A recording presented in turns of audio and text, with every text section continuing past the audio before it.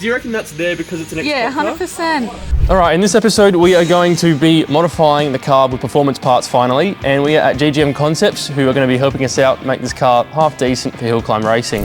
This is my Forester GT, which I've owned since I was 15 years old. After sitting still for the last year, I now want to use it for hill climbs and as a weekend car. I'm not a mechanic, but thanks to GGM Concepts, I'm using their workshop to build, learn and break a couple of things on the way. Matt sucks, and I'm now getting the bolt that he just said was impossible.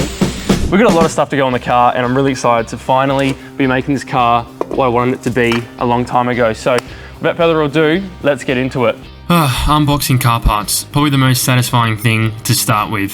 So most of this stuff is from Car Mods Australia. They just are pretty convenient with all the parts that we need. Probably the most common thing a teenager would buy for their turbocharged car is one of these.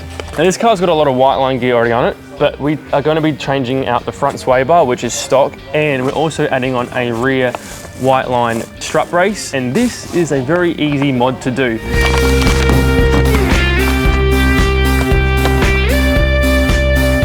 And under here, this car's already got BC coilovers, by the way, so this is how you adjust them. But there's 3 bolts essentially. You need to take these off, the strut brace, measure it up, bolt it in, and you're done. Sway bars and strut braces are essential mods when making a track car. This rear strut brace should help reduce chassis flex and enhance the rigidity. Oh no, the plastic trim doesn't fit. That's a shame. Well, let's just cut this up and make it look as good as possible.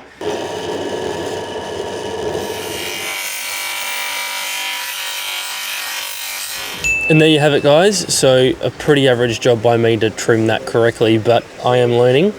That is an A for effort, and that is the first job done.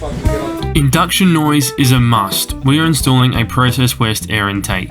Old airbox comes out, and you'll also need to remove your front right wheel, so this will fit inside the fender. Now, for those Subaru fanatics, I do recommend doing a turbo inlet hose because this is a pain to wedge back into the stock plastic one. And also, I made my first mistake and snapped the MAF airflow sensor bolt when doing this. Poor Tori, I bet this will not work, but I snapped one of the bolts to hold the MAF airflow sensor, and I'm embarrassed because it's the most corny thing to do, but that's what you get, guys. And yeah, poor Tori having to deal with this bullshit. Anyway, that's now on. It's now time to do the Process West Intercooler. This is going to be a fun one.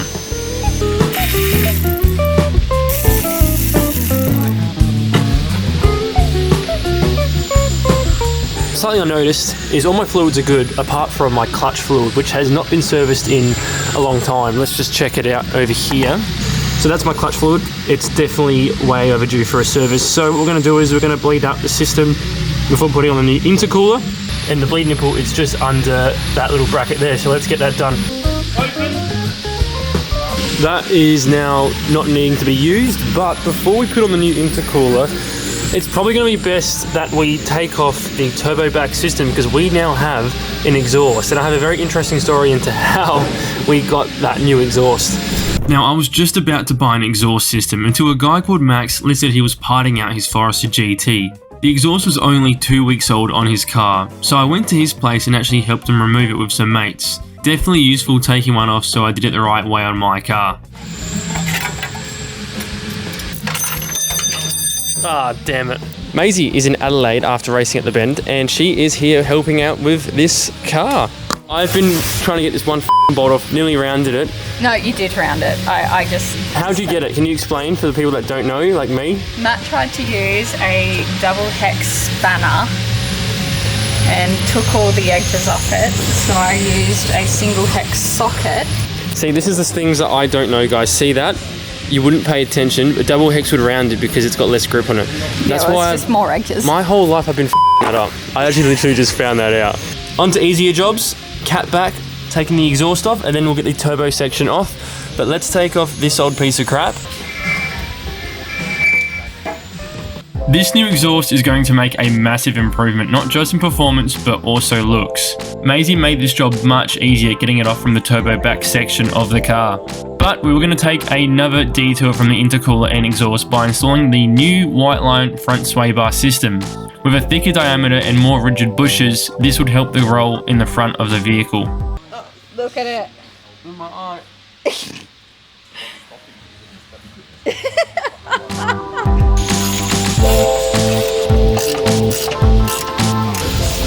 out, it stiffens up the whole front end because it's trying to make everything move together. Correct. It's like a little horn. What the fuck? Is that ABS or something? That. Yeah. Jesus Christ, that's a big ass aftermarket horn. Oi. Oh my god. Oi, I reckon it would be like a siren. I just realised why I've got that. That's because this was an ex-cop car. So oh my god. Do you reckon that's there because it's an ex-cop car? Yeah, 100%. Can we wire it back in? Does it have any wiring going to it? It does.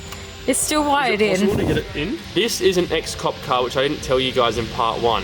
With that horn that we just saw, vary speeds to a maximum of 100 kilometers an hour for the first 1,000 kilometers. Do not use high engine revs. Yeah, Victoria Police bought this car brand new.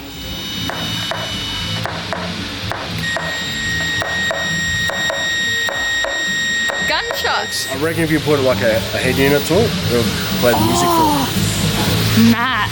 we've got a speaker. There you go, guys. There's a bit of history, which sort of still works.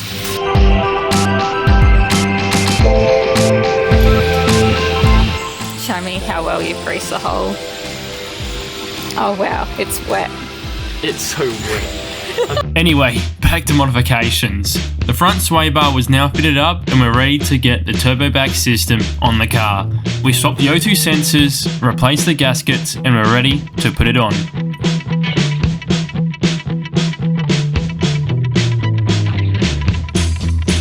And finally, we're back onto the Process West intercooler.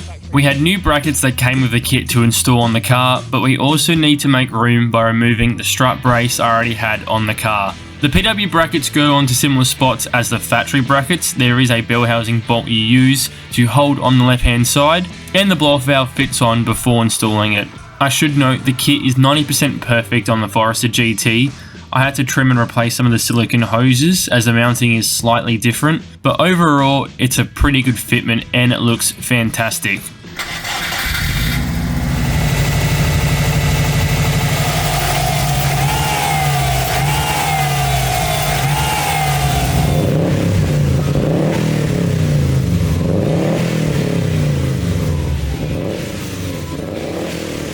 It's a very grown-up exhaust. It doesn't rumble, it's not stupidly loud on cold start. It's a bit more sensible because before we had a muffler delete which was just a little bit too loud and a bit too stupid. I've learned a lot. I've broken a couple of things on the way. We have to get on to the STI body kit, which is going to be a whole new learning curve for me. I think the GC8 WRX, the engine placement compared to the Forester is a little bit different because I had to cut the intercooler piping to fit the turbo more flush. One more thing as well, if you are doing the Process West upgrade onto your GT Forester, also note the mounting brackets. One side fits and one side doesn't. Let me show you.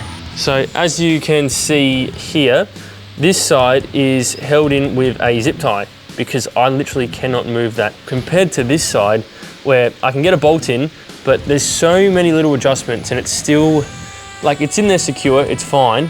But obviously if you want to be a perfectionist, it's not, you know, best case scenario. But there's so much more to come. We actually have a short shifter to install. I want to get a racing seat for this as well because you don't want to be flying around on Hillclimb events. The next process is mostly the cosmetic side of things and I'm really, really excited to get into that. Stay tuned, looking forward to it, and thank you for watching. See ya.